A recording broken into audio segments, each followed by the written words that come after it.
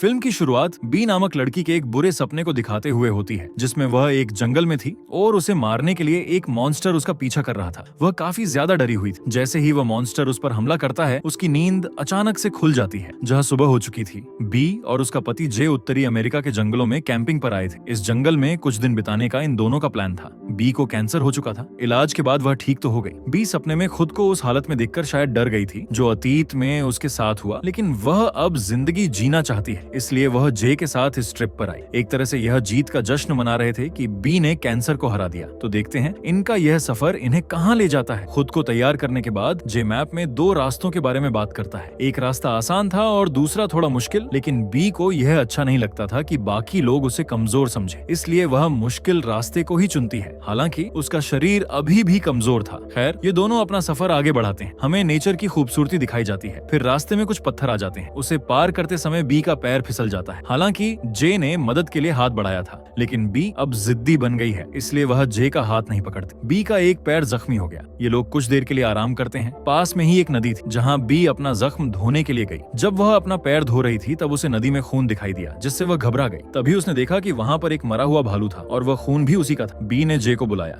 ये देखकर इन दोनों को बहुत हैरानी हुई कि उस भालू की खाल उतार दी गई थी। किसी ने उसे बहुत बेरहमी से मार दिया था। जे कहता है कि यह जरूर किसी शिकारी का काम होगा। यहाँ तो कोई भी आ सकता है और कुछ भी कर सकता है। रेंजर्स को इन हादसों पर ध्यान देना होगा। खैर, इसके बाद ये लोग आगे बढ़ते हैं। रात होने से पहले ही जे ने कैंप लगा दिया था और आसपास थोड़ी सजावट भी की थी ताकि बी को अच्छा लगे। रात को जब यह दोनों आग के सामने बैठे थे तब इन्हें गोली चलने की आवाज सुनाई थी। ये आवाज बहुत दूर से आई थी। जे ने सोचा कि रेंजर्स को कॉल कर लिया जाए, लेकिन ऐसा करने से इनका ट्रिप यहीं खत्म हो जाता। इस पर बी मना कर देती है। अतीत को भूलने के लिए जे ने बी का अस्पताल का रिस्ट बैंड भी लाया था ताकि बी उसे जला सके और सब कुछ पीछे छोड़ दे। उसे देखकर बी को अपना बुरा समय याद आने लगा, लेकिन जे की बात मानकर वह उस कागज को आग में फेंक देती है। फिर यह दोनों सोने चले जाते हैं, लेकिन बी को फिर से एक बुरा सपना आता है जिसमें वह अस्पताल के बिस्तर पर है और कोई अजीब सा मॉन्स्टर उसके जख्मों को चाट रहा है। डर के मारे बी नींद से जाग जाती है। उसे लगता है जे उसके पास ही है। खैर, वो बाहर आती है और उसे जमीन पर एक अजीब सा लिक्विड नजर आता है और फिर पंजों के निशान। अचानक जे झाड़ियों से बाहर निकलता है। ये देखकर बी को हैरानी होती है कि जे बाहर क्यों है, लेकिन जे कहता है कि वह तो कुछ समय से बाहर ही है। वह तब बाहर निकला जब बी सो रही थी। यह सुनकर बी कैंप की तरफ जाती है। दोनों ने देखा कि कैंप साइट को किसी ने पूरी तरह से तबाह कर दिया है। इससे यह दोनों घबरा गए। इनके डिवाइस को भी तोड़ दिया गया था। अब ये लोग किसी से संपर्क नहीं कर सकते थे। इन्हें एक डरावनी आवाज भी सुनाई देती है, इसीलिए यह लोग इस जगह से निकलने का सोचते हैं, लेकिन उनका मैप भी खराब हो चुका था। इसलिए जे के कहने पर नॉर्थ स्टार को फॉलो करने का फैसला करते हैं। ये लोग निकल पड़ते हैं। सुबह होने से पहले ही इनका सामना एक अजीब सी चीज से होता है। ये काले धुएं की तरह थे। इस काले धुएं को देखकर ये दोनों भागते हैं। जे उसको हिम्मत देता है कि वे यहाँ से निकल जाएंगे, लेकिन तभी बी ने दूर पेड़ों के पास कुछ चीज देखी जिसने उसको कुछ समय के लिए अपने बख्श में कर ली थी। जे की आवाज से बी अपने होश में आई। जे जैसे ही आगे बढ़ा,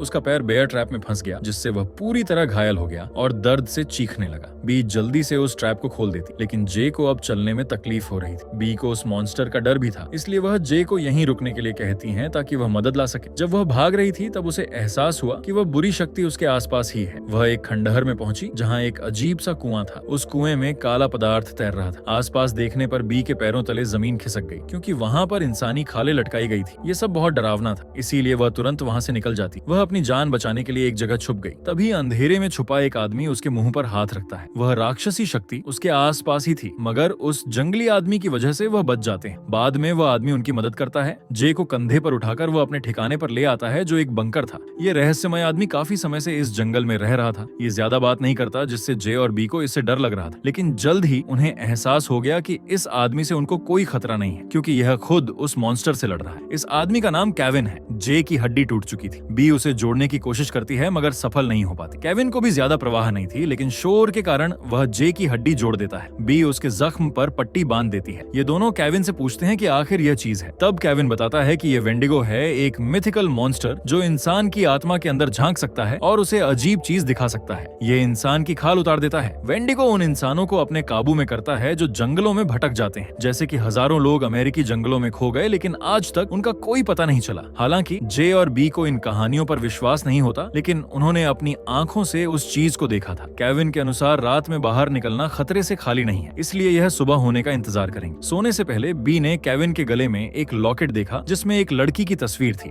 अगली सुबह केविन बी को जगाता है, लेकिन वह सिर्फ उसे ही बाहर ले जाने की बात करता है। जे को यहीं रहना होगा। ये दोनों बाहर आए, जहाँ केविन एक जगह छुपकर उस एंटिटी का शिकार करना चाहता था। यहाँ पर एक बात समझ नहीं आई कि वह एंटिटी धुएं का रूप ले सकती है, तो केविन अपनी बंदूक से उसका क्या कर लेगा। ऐसा भी हो सकता है कि केविन को उसकी कमजोरी का पता हो। खैर, उस समय बेथ उसके लॉकेट को देख रही थी। केविन ने बताया कि यह मेरी बेटी थी एडिसन। मैं उसे जंगल में लाया था ताकि उसे शिकार करना सिखा सकूं, लेकिन उस मॉन्स्टर ने मेरी बेटी को मुझसे छीन लिया। इसीलिए मैं उस मॉन्स्टर से अपना बदला लेना चाहता हूँ। ये सुनकर बी को उसके लिए बुरा लगा। काफी देर इंतजार करने के बावजूद भी वह मॉन्स्टर नजर नहीं आया, तो यह दोनों दूसरी जगह जाने लगे। तभी बी को एक आवाज सुनाई। पीछे देखा तो केविन गायब था और ठीक उसी समय वह ब्लैक स्मोक बी के करीब आया। मगर अजीब बात यह थी कि वह बी को सिर्फ छूकर वहां से चला गया। इससे यह बात तो साफ हो गई कि यह मॉन्स्टर बी को मारना नहीं चाहता। इसके बाद केविन वापस आया, जिससे बी को समझ आ गया कि केविन ने उसे चारे के तौर पर इस्तेमाल किया। बंकर में वापस आने के बाद केविन ने बी से कुछ सवाल पूछा, जैसे कि क्या वह अभी भी बीमार है, क्योंकि यह मॉन्स्टर ऐसी आत्माओं की ओर आकर्षित होता है जो लोग उम्मीद खो चुके होते हैं। इससे मॉन्स्टर को शक्ति मिलती है और अक्सर बीमार लोगों के साथ ऐसा होता है। केविन को यह भी पता था कि जब से वह यहाँ आई है, बी को बुरे सपने आ रहे हैं, क्योंकि यह सब उस मॉन्स्टर का काम था। बी ने खुलासा किया कि उसे कैंसर था। वह ठीक हो गई थी, लेकिन कैंसर फिर से लौट आया। उसने अपने पति को इस बारे में अब तक कुछ नहीं बताया था, क्योंकि वह उसके साथ कुछ अच्छे पल बिताना चाहती थी। रात को जब केविन की आंख लग गई तो मौका देखकर बी ने फर्श को चेक किया। वह उसे एक अंडरग्राउंड टनल मिली। वह उस टनल में चुपके से दाखिल हो गई। कुछ दूर जाने के बाद वह एक बेहद भयानक दृश्य देखा, जहाँ कई लोगों की कटी हुई लाश थी। वह तुरंत बाहर आ गई। तब तक केविन भी जाग चुका था। वह बी पर गुस्सा करता है। बी ने कहा कि तुम एक हथियारे हो। तुम यहाँ फंसे लोगों का उस चीज का शिकार करने के लिए इस्तेमाल करते हो,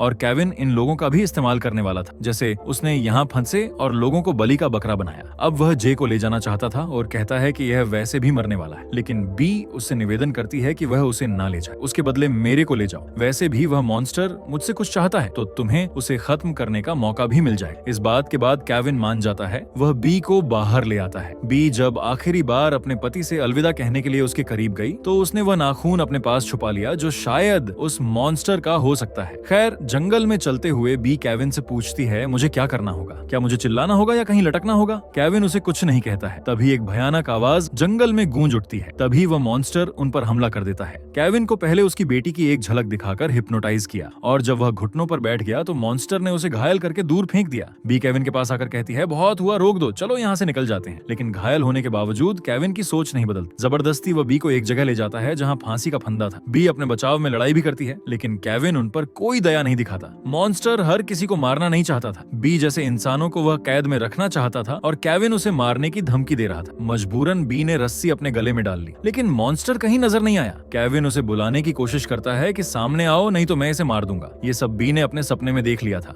असल में ये मॉन्स्टर उसे भविष्य दिखा रहा था। मौका देखकर बी केविन पर हमला करती है और उसके गले में वह टुकड़ा घुसा देती है जो उसके पति को कैंप साइट पर मिला था, जिससे वह वहीं तड़पने लगता है। वह अचानक से नहीं मारता और वह घायल हालत से चलने लगता है। उसे अपनी बेटी की आवाज सुनाई दे रही थी जो उस मॉन्स्टर का काम था। मगर यहाँ बी के साथ भी एक हादसा हो गया। जिस लकड़ी पर वह खड़ी थी वह गिर गई, जिससे बी उस रस्सी से लटकने लगी। पहले तो लगा कि वह मर गई है, लेकिन रस्सी टूटने के बाद वह होश में आ गई। अब शाम होने वाली थी और वह भागने लगी। गलती से वह उसी पुराने खंडहर में पहुंच गई जहां अब उसे केविन की भी चमड़ी दिखी। इसका मतलब था कि मॉन्स्टर ने उसे भी खत्म कर दिया है। अचानक बी को कुछ होने लगा, क्योंकि मॉन्स्टर ने उसे अपने कब्जे में कर लिया था। जब उसे होश आया तो वह एक अजीब जगह पर थी। वहाँ वह एक पत्थर पर पड़ी हुई थी। वहाँ कुछ सिंबल्स भी थे, जिससे यह पता चलता है कि पुराने जमाने में इंसान बलि दिया करते थे। खैर, बी बार बार उस जगह से निकलने की कोशिश करती है, मगर वह मॉन्स्टर वापस उसे वहीं ले आता है जैसे वह एक लूप में फंस गई हो। वह हार नहीं मान। केविन की मौत से पहले बी ने उसका चाकू निकाल लिया था। इस बार जब वह मॉन्स्टर उसके सामने आया, वह उसी जगह हमला करती है जहाँ एक रोशनी थी। जैसा कि केविन ने कहा था कि यह इस चीज का फिजिकल फॉर्म था, इसीलिए इसे मारा जा सकता था। उसके मरते ही उसका शरीर कई हिस्सों में कट जाता है। एक अजीब सा वॉब्बी की ओर बढ़ रहा था, जिसे वह लात मारकर खत्म कर देती। उस जगह बी को एक मेडिकल किट भी मिली। सुबह होते ही वह वहां से बाहर निकली और उस बंकर में आई जहां उसका पति जे था। बी ने उसे दवाइयां दी।